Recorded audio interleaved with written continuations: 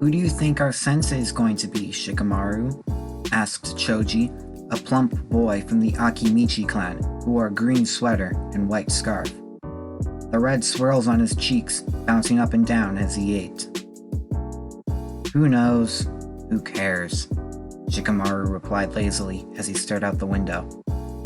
Choji shrugged as he went back to eating his potato chips. "I just hope I get to be on a team with Sasuke," Sakura squealed happily. "Would everyone just shut up already?" Naruto whispered so only Hinata could hear. The new Genin were waiting for their new sensei to arrive, and all the talk was about who they would end up with on their team. Naruto was hoping to end up with Kakashi, though certain it would not happen. Hiruzen would have him be Sasuke's teacher, since he possessed a Sharingan. But as long as he was on a team with Hinata, he would be content with whoever he got as his sensei. He smiled inwardly, as he remembered that Kakashi was always late. His students were in for an unpleasant time. The door to the classroom opened, making everyone turn to face the newcomers. One man wearing a Jonin vest, a cloth with the symbol for fire tied around his waist. He had black spiky hair with a short pointed beard, his eyes a deep brown. He was smoking a cigarette while his hands were stuffed in his pockets. He wore the village headband on his forehead. "I'm Asuma Sarutobi, leader of Team 10. I'm here for Shikamaru Nara, Ino Yamanaka, and Choji Akimichi," said Asuma as his students stood up. Shikamaru snuck a glance at Naruto and Hinata, who returned the gesture. As they were leaving, Sakura gave Ino a triumphant look, who scoffed silently as she left with her squad. The second Jonin, a female, walked forward. She wore white cloth down past her waist. Her one arm was covered with a red sleeve. Her eyes were dark red, her long black hair resting on her shoulders. She wore her headband the same way as Asuma. "My name is Kurenai Yuhi, the new leader of Team 8. My team is made up of Shino Aburame, Hinata Hyuga, and Naruto Uzumaki." The three Genin stood up to follow their sensei. Before leaving, Naruto gave a smirk to Kiba, Sakura, and Sasuke. "Be ready to wait a while," he said, confusing them. He turned to Hinata and asked, "Can I trust Kurenai?" She nodded. "I've talked with her a few times. I believe she can be trusted. I'm sure she'll be surprised to find out about you and Kurama. She would not hate you for it. Besides, she is your sensei now. She has a right to know." Naruto nodded. Training Ground 9, 10 minutes later. The members of Team 8 stood in the middle of the training ground, awaiting Kurenai's instructions. "So what do we do now?" asked Hinata, making Naruto focus on their teacher. "We'll start with introductions, our likes, dislikes, dreams for the future. I'll go first. I like gardening and reading. I do not have much to dislike. And my dream for the future is to become the best shinobi I can be. Shino, let's continue with you." Shino nodded. "My name is Shino Aburame. I like my insects. I dislike people who disrespect my insects. My dream for the future is to become the head of my clan. My name is Hinata Hyuga. I like training, reading, and being with Naruto. I dislike the Hyuga family for banishing me, and people who try to hurt my loved ones. My dream for the future is to become the strongest female ninja in the world. My name is Naruto Uzumaki. I like training, making seals, my friends, and being with Hinata. I dislike people who treat poor me and try to hurt my precious people. My dream for the future is to become a Hokage and to surpass the ones that came previous. I also have someone I want to save." Kurenai nodded. "Alright then. Now I want each of you to tell me about your strengths in terms of training. I am a genjutsu specialist. The rest of my techniques are about average." Shino went next, saying that he was proficient in his clan techniques, which were used for long-range combat, but lacked in taijutsu and other techniques outside the insect-based jutsus. Next was Hinata's turn. "I am a master in both taijutsu and ninjutsu. I'm a level 10 seal master, and I'm decent with genjutsu.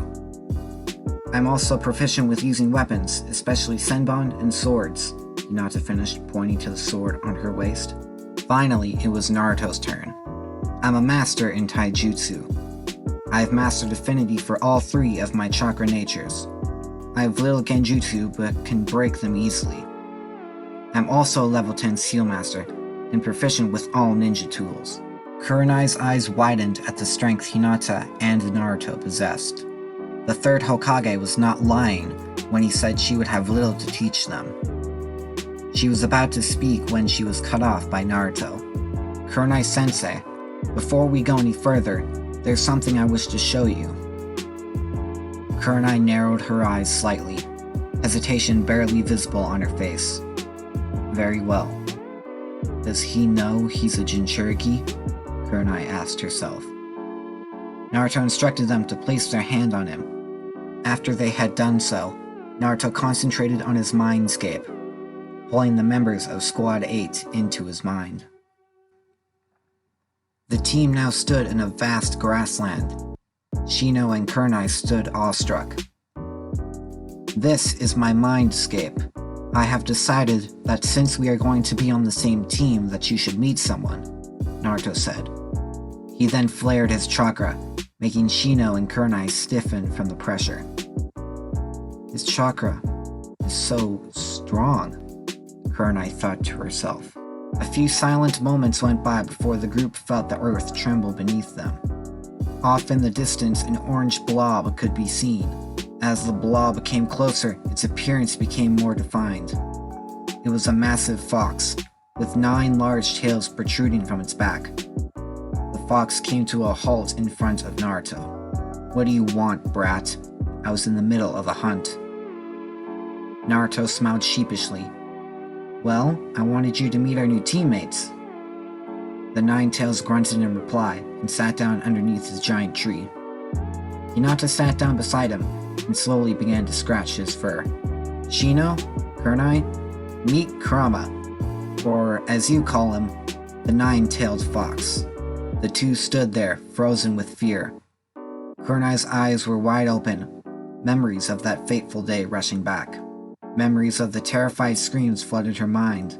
Before she could speak, Naruto explained everything they knew about the fake Madara, and how Kurama had been forced to attack the village, although Kurenai had a tough time believing it. The 3rd Hokage knows about this. He's willing to believe what Kurama says is the truth, Hinata stated, trying to calm down her sensei. Surprisingly, Shino walked forward until he was standing right in front of Kurama's paw. The fox stared down at the stoic boy. You reek of insects.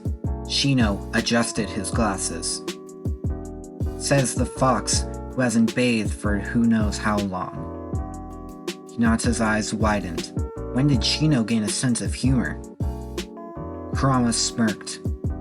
Touché. He turned to Naruto. I like this kid. Naruto smiled back, then turned back to Kurenai.